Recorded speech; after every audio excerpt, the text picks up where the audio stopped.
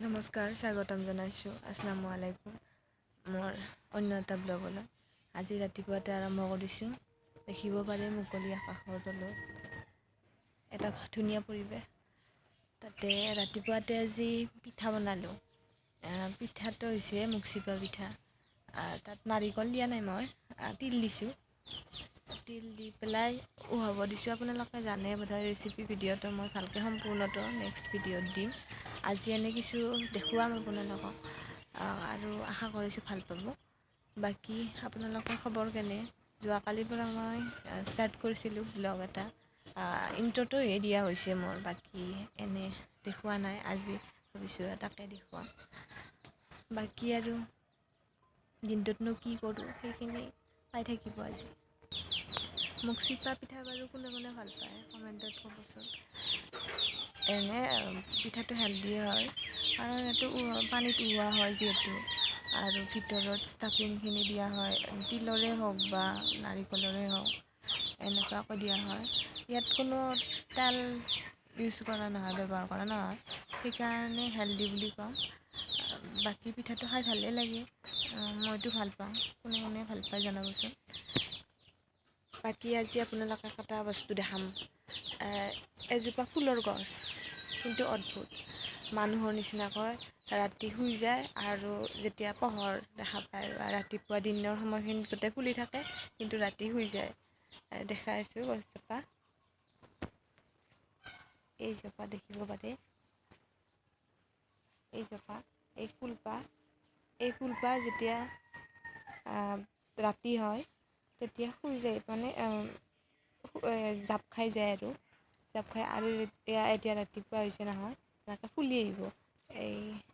এইটো নিচিনাকৈ যেতিয়া শুই আছিল তেতিয়া ৰাতিপুৱা হ'লে গ'লে মেলি আহিব। আৰু কি অদ্ভুত ন, মানুহৰ নিচিনা ভাল লাগে। আৰু ফুলখিনি যেতিয়া দিনত গোটেইখিনি ফুলিব তেতিয়া আৰু ভাল লাগিব।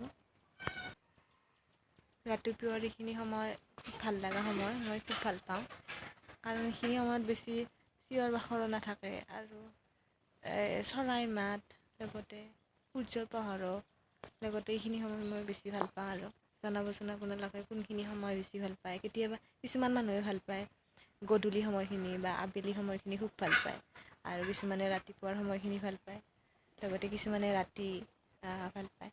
জনাবচোন কোনখিনি ভাল পায় সময়। এইখিনি মই যে কৈছিলোঁ মুগচিপা পিঠাখিনি, এইখিনি বনোৱা হ'ল গৰমে গৰমে, গৰম হৈ আছে এতিয়া। সেই দেখিব পাৰে এনেকুৱা ধৰণৰ পিঠা। এইখিনি এই পিঠাটোৰ আপোনালোকে যেনেকুৱা শ্বেপ দিয়ে দিব পাৰে। এইখিনি সিহঁতত আমি বেলেগ শ্বেপ দিব পাৰোঁ, সেইটো নিজৰ ইচ্ছামতে দিব পাৰে। কিন্তু প্ৰথমে এনে কৈ দিছোঁ, বস্তুটো পিঠাগুড়িৰ বনোৱা হয়। পিঠাখিনি গুড়িখিনি, চাউলৰ গুড়িখিনি আমি ঢেঁকীত হওক বা মিক্সিত হওক খুন্দি ল'ব লাগিব।